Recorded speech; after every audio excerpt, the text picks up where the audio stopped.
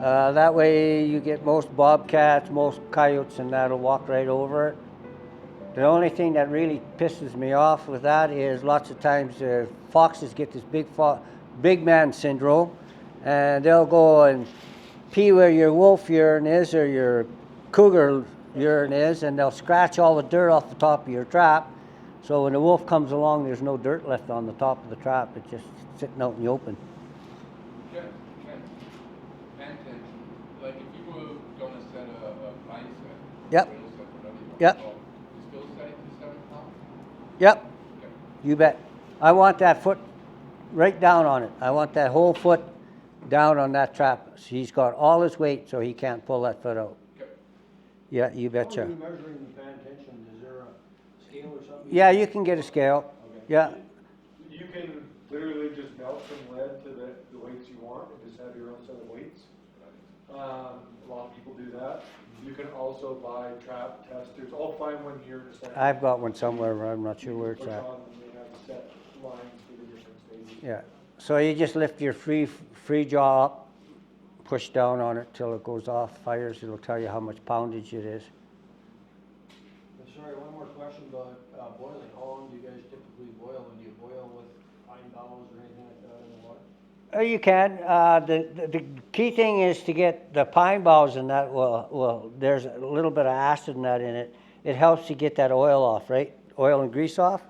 Some guys go to the car wash and they use power washer, Yeah, right? power washer and lye. Lye. Lots of guys use lye, right? They'll boil it, slow boil.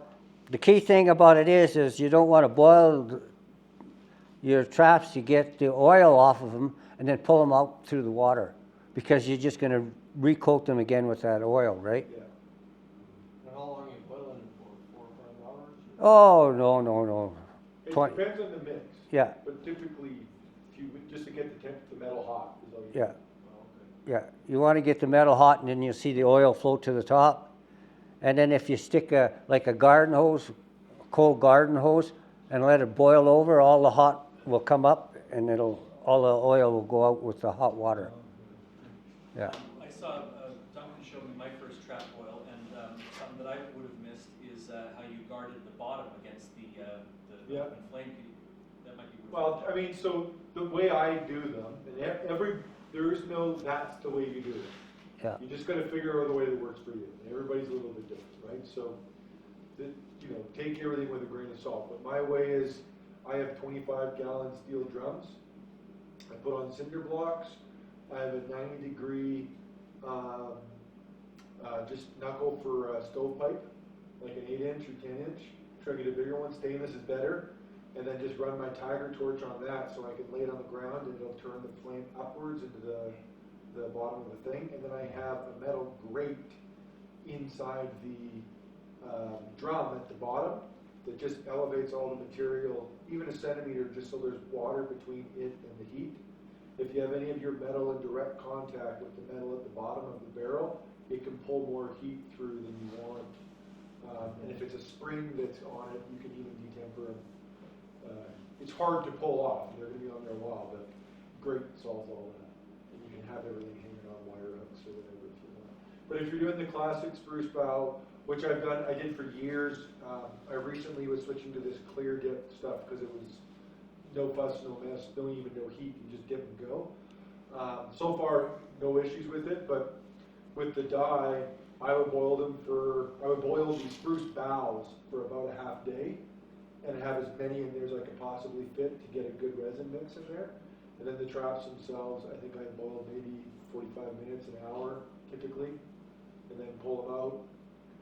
And when you pull them out, like Ken said, have a method for either getting out or getting rid of or getting out of the way that oil slick that's on top.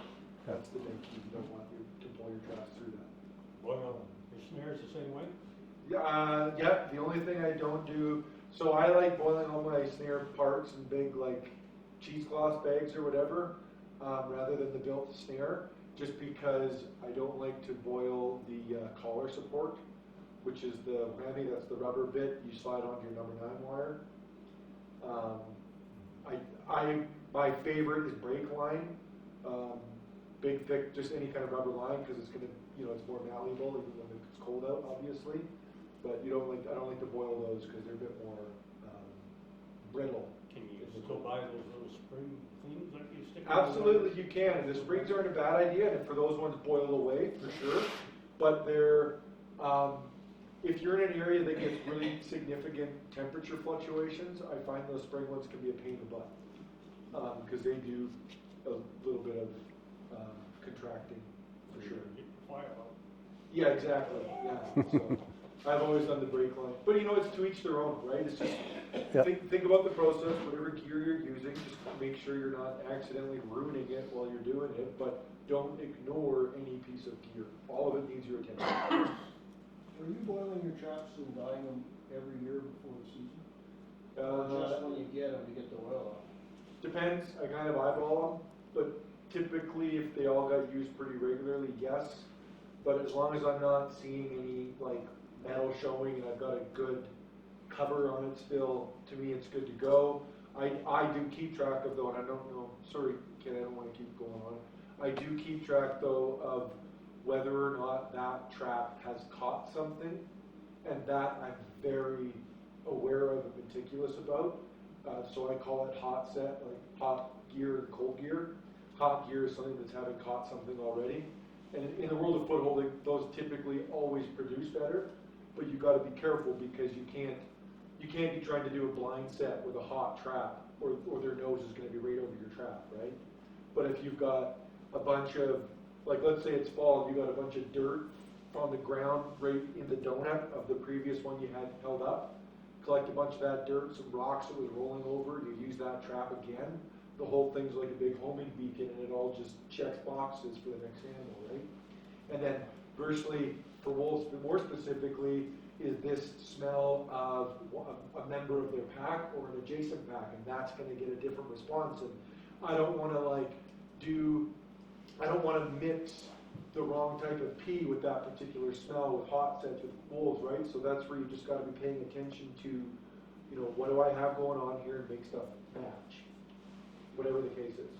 So you have, sorry, keep.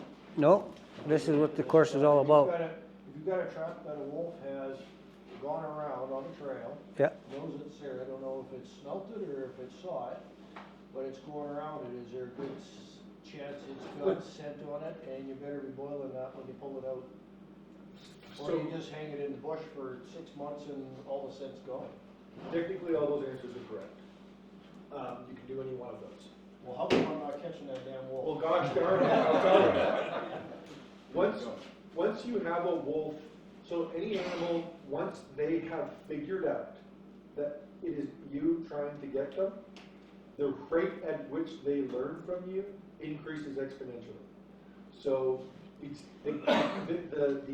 the game you're playing, the stakes are higher, and the player you're playing against just got better. You know what I mean?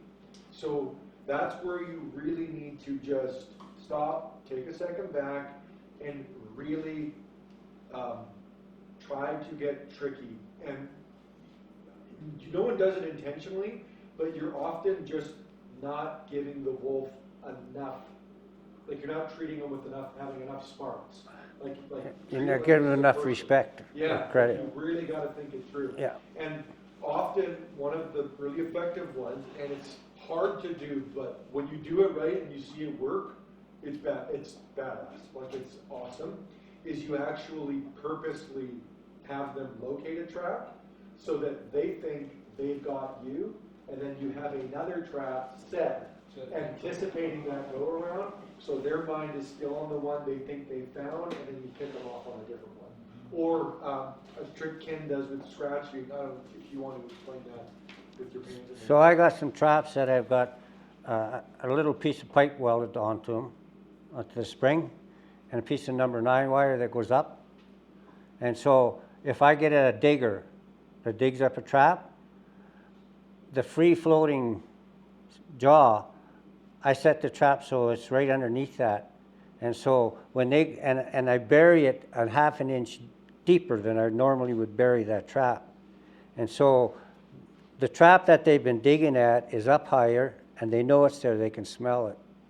And when they go to scratch to dig the dirt from beside it, their claws get caught in that number 9 wire, and it pulls the whole trap, the bottom trap, right up with their whole foot. Comes right out of the ground, and it catches them a good high foot catch every time. Yeah. We've even done, just even get an old pan or just get some flat iron or whatever and just put a spike on it to mimic a pan of a trap. You can even just have like a metal ring to mimic like the rings and purposely stage one to be found and then set accordingly to catch them on a different one. Yeah. It's a very effective way to get those traps around. My uncle was trapping in the Kishinina, and he had a bad habit. He had a John Deere snowmobile. I called it the submarine because it was under the snow more than it was on top of the snow. But he'd catch beavers and he'd throw them on the seat, and then he'd sit on the seat with the beaver between him and the seat. Well, everything's smelling like beaver, right? Well, this Wolverine comes along, figures this out, gets his nose pinched. Well, he's wrecking everything on my uncle's trap line, just tearing it apart. So I went to pick my uncle up at Christmas time, and he's got a conibear, a snare, and he's got 2 traps set at the bottom of this tree for this Wolverine. And he's got a piece of beaver hanging up underneath it, right? So he takes me and he shows me, I see this, well, okay. The 2 traps at the bottom of the tree are set off. The conibear set off. The snare's pushed over to the side, and the beaver's gone. So I said to my uncle, set everything up the way you set it up. So that night when we were at the cabin there, made a little fire, and at that time we just waxed the traps and that. So I did a little boil in spruce boughs and waxed the trap, 2 traps, and I made him make his set, and then I just went in there and I slid beside his traps the 2 freshly waxed traps. That Wolverine, he went and he set those traps off, and he went up the tree. But see, I'd been paying attention to what he was doing, which my uncle wasn't. When he come back down the tree, he would put his feet on both sides of the traps that were set off so he wouldn't get caught in them. And we picked that Wolverine up that way. But for 2 months, that Wolverine caused him nothing but grief, just tearing everything apart. Yeah, so. Did you like this video? If you did, I think you're gonna like this one right over here. So check it out. And I appreciate your subscribing if you haven't done so already. Remember to do that while you're watching this next video. Click like, it all helps us out for this channel. Catch you next time.